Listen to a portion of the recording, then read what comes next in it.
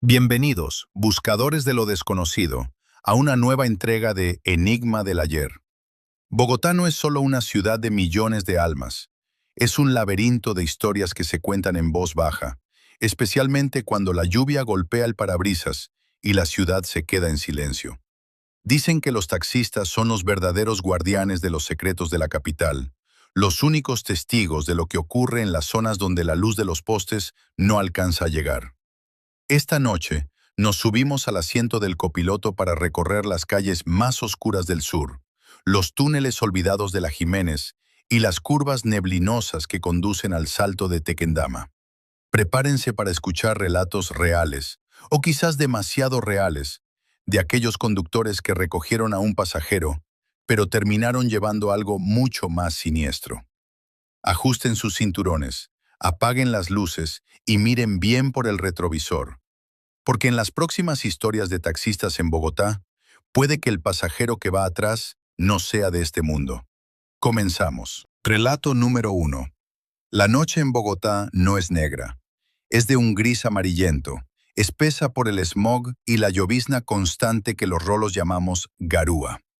Eran las 2 de la mañana de un martes de octubre. Yo manejaba mi Zapatico, un Hyundai Atos que ya pedía cambio de amortiguadores, bajando por la calle 26 hacia el occidente. El turno había estado flojo, mucho borracho impertinente y poca carrera larga. Ya estaba por entregar el carro en el barrio Venecia cuando, al pasar por el sector del cementerio central, vi a una mujer de pie en la acera. Bogotá a esa hora es traicionera, pero la mujer no parecía un peligro. Vestía un abrigo largo, de lana fina, color hueso. No llevaba paraguas, pero curiosamente no se veía empapada. Le puse las estacionarias y me orillé. ¿Para dónde va, vecina?, le pregunté bajando el vidrio apenas un par de centímetros. Al Salto de Tequendama, por favor, respondió ella. Su voz era lánguida, como si arrastrara las palabras desde el fondo de un pozo. Uy, monita, eso es saliendo de la ciudad. A esta hora le sale carito, por ahí unos 80,000 pesos con el recargo nocturno. Ella no protestó, simplemente asintió y se subió al asiento de atrás. El olor la precedió. No era perfume, ni tampoco mugre. Era un olor a tierra húmeda y a flores marchitas, ese olor denso de las coronas de flores que dejan en los entierros después de 3 días al sol. Empezamos a subir por la avenida 68 para coger la autopista sur. El silencio en el taxi era total. Yo, que suelo ser conversador para no dormirme, intenté sacarle plática. Mucha lluvia, ¿no? Dicen que va a granizar mañana. Ella no contestó. Miraba por la ventana, pero sus ojos no seguían las luces de los postes. Estaban fijos, vidriosos. Por el espejo retrovisor, noté algo que me erizó los pelos de la nuca. El taxímetro no marcaba el tiempo. Se había quedado congelado en el número de arranque, como si el reloj interno del carro se hubiera negado a contar los minutos en su presencia. Pasamos Soacha. El caos de camiones y el ruido de la ciudad se fue quedando atrás, reemplazado por la negrura de la carretera que conduce a Mesitas. La niebla se volvió tan densa que apenas veía el bumper de mi propio carro.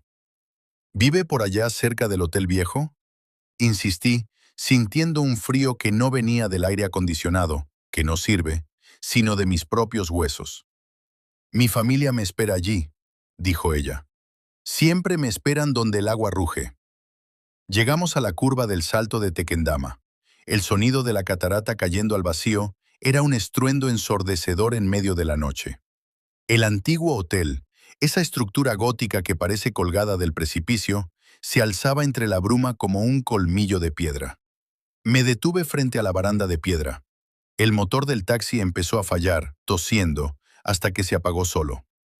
«Llegamos, jefa», dije, tratando de que no me temblara la voz. Ella me extendió un billete de 100,000 pesos, de los antiguos.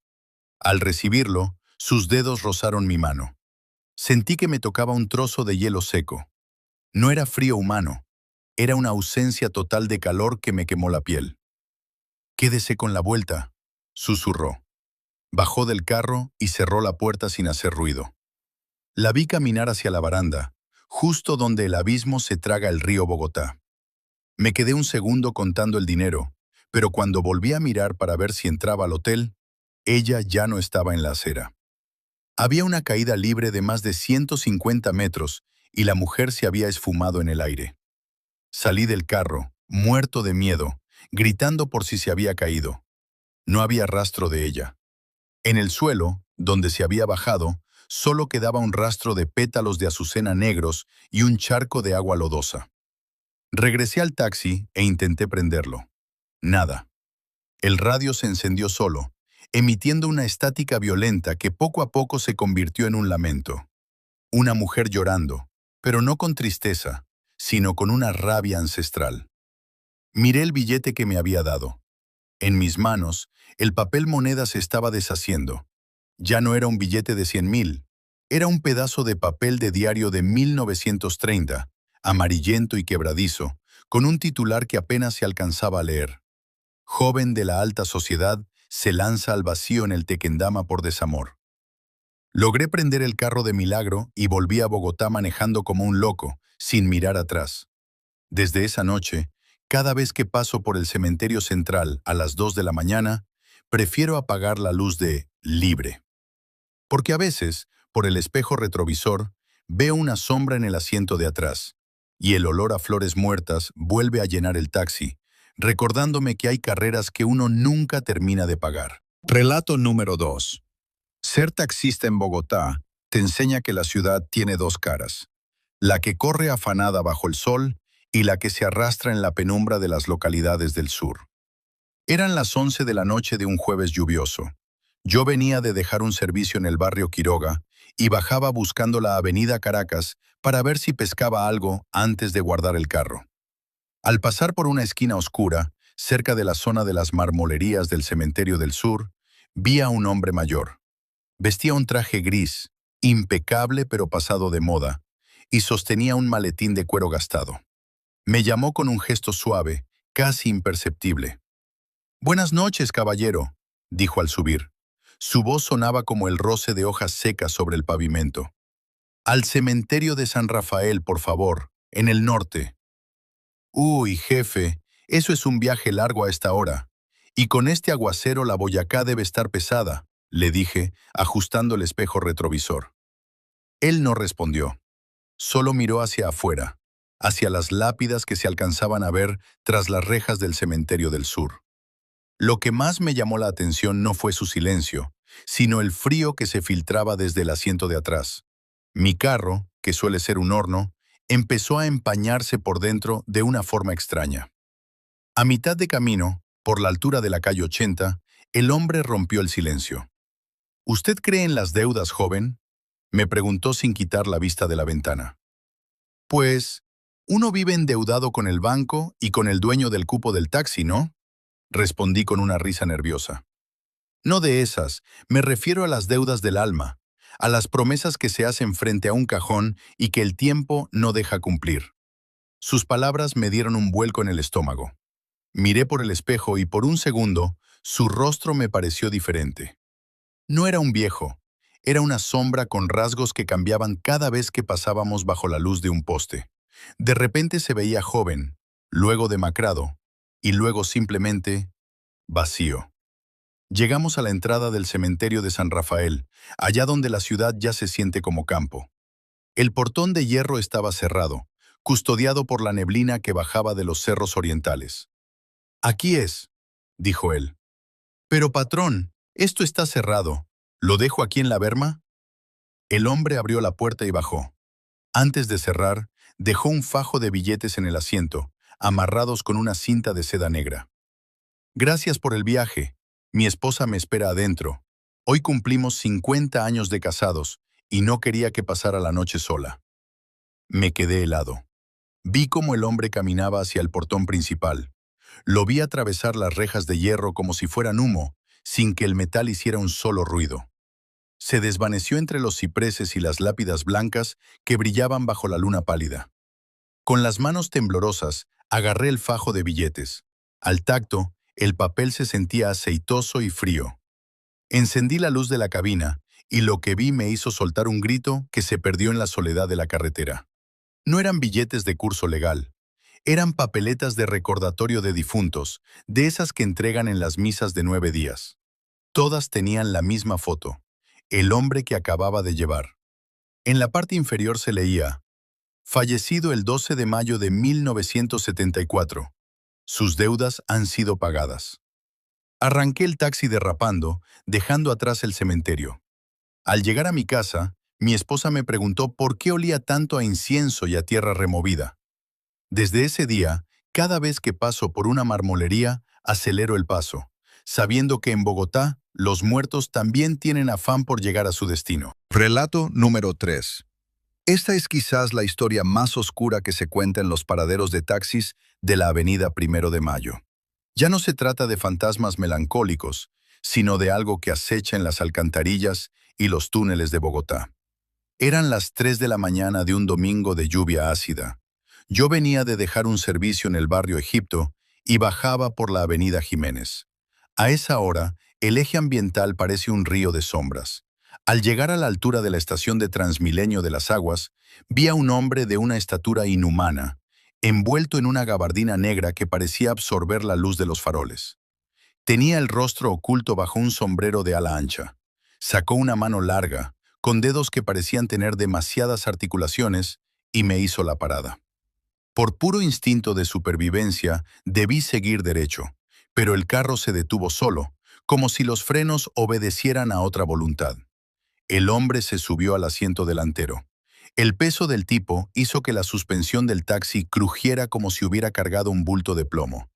Al cerrar la puerta, el olor me golpeó como un puñetazo. Era el aroma de la carne podrida mezclado con químicos de embalsamar. Al cementerio central, susurró. Su voz no salía de su garganta, parecía que vibraba directamente dentro de mi cráneo. Yo no podía mover el cuello para mirarlo de frente, pero por el rabillo del ojo vi que no tenía sombra.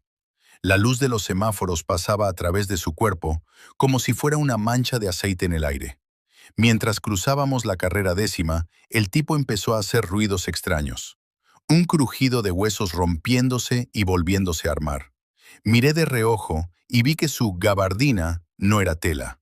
Era su propia piel, oscura y curtida, colgando en jirones sobre un cuerpo que no tenía nada de humano. «El hambre es vieja en esta ciudad, ¿verdad, conductor?», dijo, y esta vez mostró los dientes. Eran hileras de agujas amarillentas que le llegaban hasta casi las orejas. El taxímetro empezó a girar desbocado. Los números rojos subían tan rápido que parecían un cronómetro del fin del mundo. Las calles empezaron a distorsionarse. Las casas coloniales de la Candelaria se estiraban como chicle y las ventanas parecían ojos que sangraban oscuridad. No llegamos a la entrada principal del cementerio. El carro se metió solo por un callejón sin salida que bordeaba las murallas del camposanto. El motor se apagó con un estertor metálico. El hombre se giró hacia mí. Lo que vi bajo el sombrero no eran ojos, sino dos cuencas llenas de gusanos blancos que brillaban con una luz fosforescente. «No tengo dinero», dijo, y su mandíbula se desencajó cayendo hasta su pecho. «Pero te voy a pagar con un secreto. Todos los que manejas de noche ya están muertos. Tú solo los estás ayudando a cruzar». Se bajó del carro y en lugar de caminar, empezó a derretirse en el pavimento, convirtiéndose en un charco de brea negra que se filtró por una alcantarilla. De la alcantarilla salió una mano podrida que dejó algo sobre el tablero del taxi. Cuando por fin recuperé el control de mis músculos, encendí la luz. Sobre el tablero no había dinero. Había un diente humano, todavía con restos de encía sangrante, y una medalla de la Virgen del Carmen totalmente oxidada. Miré por el retrovisor y vi que en el asiento de atrás, donde supuestamente no había nadie, las huellas de unos pies embarrados estaban marcadas en el tapiz. Pero no eran pies humanos. Eran pezuñas hendidas que habían quemado el cuero del asiento. Desde esa noche, ya no uso el retrovisor después de medianoche, porque a veces, cuando paso por la Jiménez, escucho una uña larga rayando el vidrio de la ventana derecha, pidiendo entrar. Y yo sé que, si vuelvo a parar, el que se bajará en el cementerio para siempre seré yo. El turno de hoy ha llegado a su fin, pero las sombras en las calles de Bogotá nunca descansan.